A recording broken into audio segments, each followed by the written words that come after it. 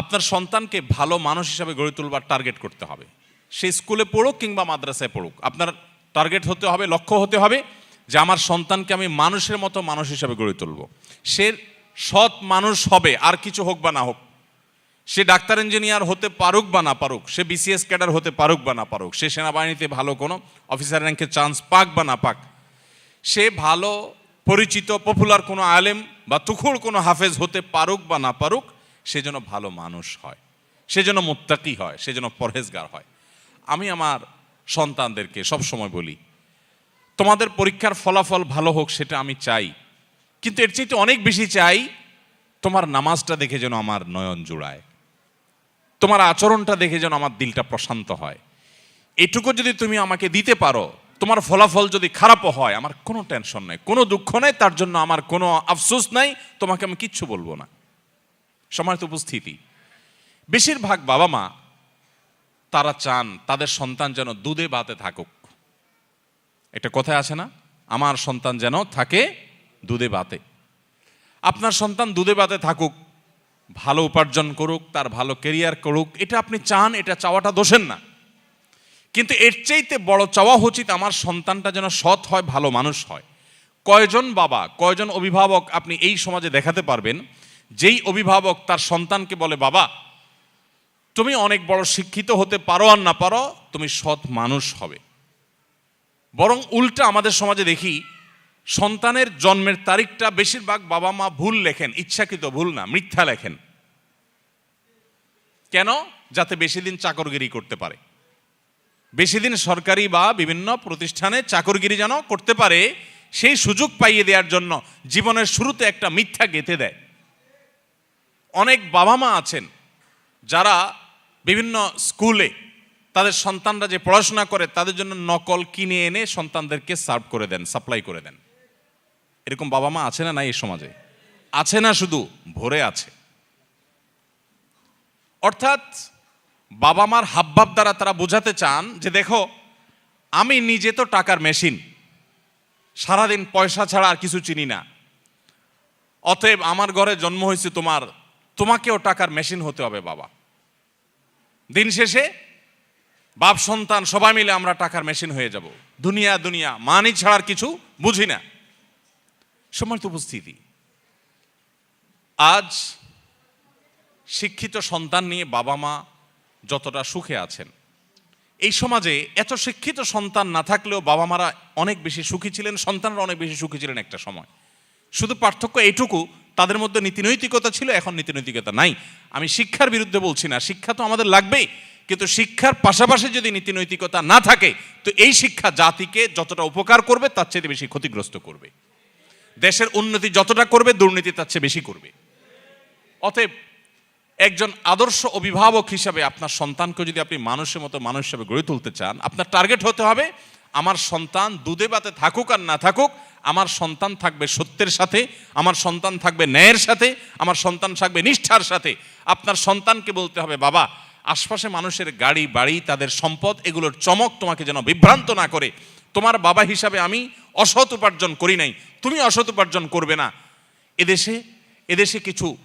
এদেশে কিছু আদর্শবান মানুষের বড় বেশি প্রয়োজন। বড় দুর্ভিক্ষ চলছে, প্রতিটা টেবিলে, প্রতিটা অফিসে, প্রতিটা প্রতিষ্ঠানে দুর্নীতিবাজদের এমন মহড়া, এমন মহোৎসব আজ সর্বদা চতুর্দিকে এমনভাবে প্রতিষ্ঠিত হয়েছে যে গোটা জাতি তৃষ্ণার্ত মরুভূমি যেরকম পানির জন্য হাহাকার করে, কিছু সৎ নাগরিকের জন্য গোটা জাতি আজ হাহাকার করছে। আর সেই হাহাকারের সে অভাব নিরূপণ করবার জন্য কিছু উলামায়ে কেরাম নির্লস চেষ্টা চালিয়ে যাচ্ছে। সম্মানিত অভিভাবকবৃন্দ, আপনার সন্তানকে ছোটবেলা থেকে শিখাবেন, বাবা আশেপাশে মানুষের অবৈধ উপার্জনের যে এটা দেখে তুমি বিভ্রান্ত হবে না। মনে রাখবে, এই মানুষগুলোর অনেক সম্পদ আছে, পয়সা কড়ি আছে, কিন্তু সে নিজেকে জানে সে একজন আস্ত চোর, সে একজন আস্ত ডাকাত, সে একজন আস্ত দুর্নীতিবাজ, সে একজন আস্ত অসৎ মানুষ, সে একজন খারাপ মানুষ। এই অপরাধ বোধের অদৃশ্য দাহন তাকে জ্বালাতে থাকে। অতএব তুমি তার সেটা দেখবে না, তুমি সততার সাথে চলবে। তোমার ভেতর থেকে একটা আওয়াজ তোমার কাছে আসবে যে আলহামদুলিল্লাহ, আমি কোনো অসৎ উপায়ে উপার্জন করি নাই। অতএব আমাদের সন্তানদেরকে মানুষের মতো মানুষ হিসেবে গড়ে তোলবার জন্য প্রথম লক্ষ্য হবে যে তারা ভালো মানুষ হোক। আপনার সন্তান পরীক্ষার হলে যাচ্ছে, কয়জন বাবা মা আছেন যে এই কথা বলতে পারেন যে আমার সন্তানকে বলেছি যে বাবা পরীক্ষার হলে গিয়ে কোনো নকল করবে না, অবৈধ উপায়ে তুমি কোনো কিছু আনসার করার চেষ্টা করবে না, খাতায় কিছু লেখার চেষ্টা করবে না, কারোর কাছ থেকে দেখে দেখে লেখার চেষ্টা করবে না, তুমি যা জানো তা লিখবে, তুমি ফলাফল যাই পাও আমরা অ্যাপ্রিসিয়েট করব। কোথায় সে বাবা মা আজ?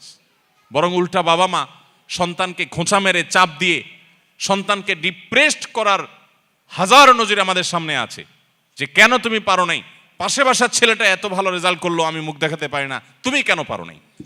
এই চাপ দেওয়া মানুষ পাওয়া যায়, কিন্তু মা বাবাকে সন্তানকে সততার দীক্ষা দেওয়ার মানুষ পাওয়া যায় না।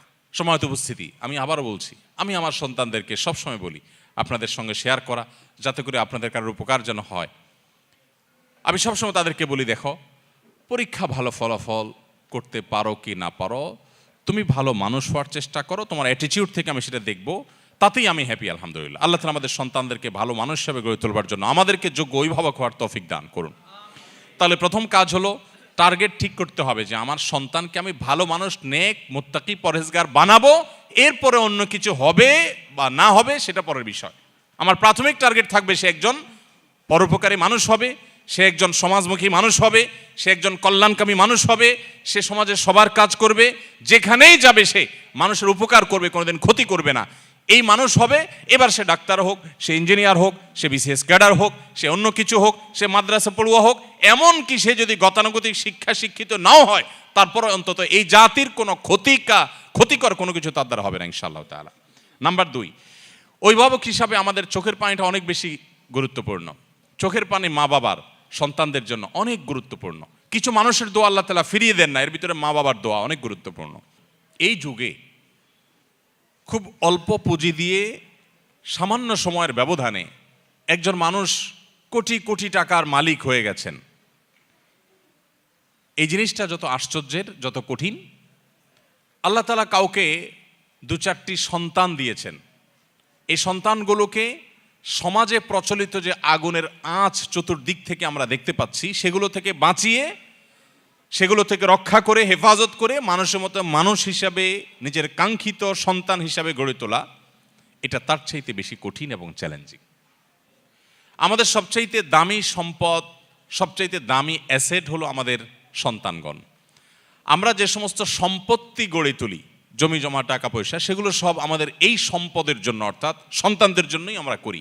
অতএব তারাই হলো আমাদের সবচাইতে মূল্যবান সম্পদ।